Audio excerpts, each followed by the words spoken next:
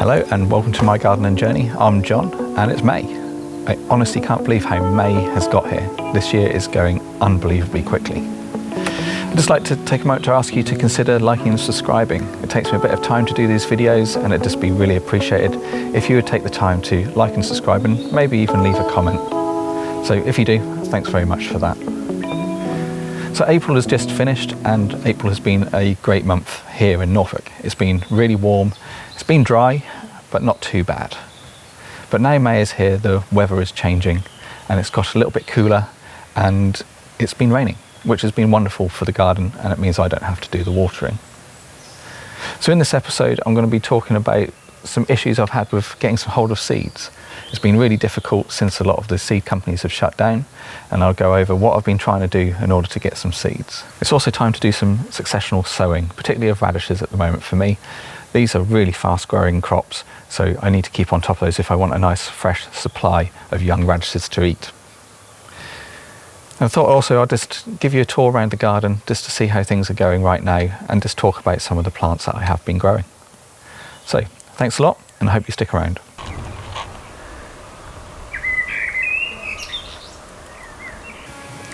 So radishes are absolutely brilliant. They're a great fast growing crop and they generally come up probably within 10 days for germination, and within 3 weeks they should be ready for eating. So I'm going to sow these successionally throughout the year. I've already done 2 rows in my seed bed here and I'll be doing another 2 rows today, and that way I should keep myself in radishes for salads throughout the summer. So to sow these, I've just made a couple of drills and they're around about 1/4 of an inch deep, and I'm just going to sow each individual seed rather than sprinkling them in, just so that I can get around about 1 inch between each of the plants. You can always thin them out as they come up if you accidentally put too many in together.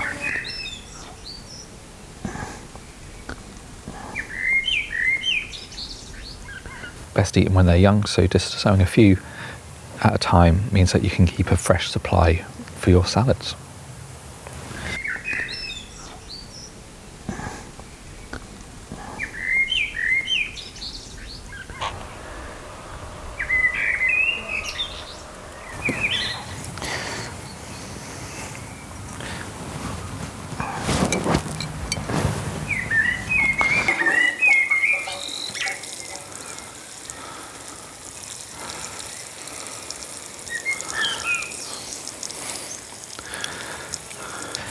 So I normally buy my seeds in February or March each year, and I get them from the local garden centres, and sometimes I order them on Sutton Seeds online. And this year I was running a bit behind, unfortunately.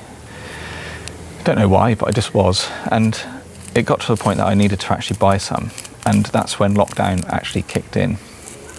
I think I thought I had more seeds in the shed than I actually did, but unfortunately I'm running low. So I thought I'd give Amazon a go. I've never bought seeds from Amazon before, and I'm going to have to think about whether I will in the future, but that'll depend on what seeds turn up over the coming weeks. But I did receive my first delivery of seeds, and here we go. That's what they look like, if it will focus.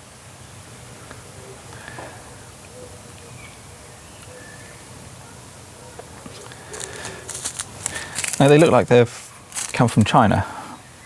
I've got no problems with seeds coming from China, that's absolutely fine. The problem is that actually there's nothing in the packaging that would tell me what the seeds are. Now these seeds look very much like onion, garlic, or even leeks. Now leeks are the ones I ordered. But when I used Google Translate on here, it came up saying it's garlic. Now it could be that garlic and leek in Chinese are very similar symbols and written in the same way, but we'll probably have to see.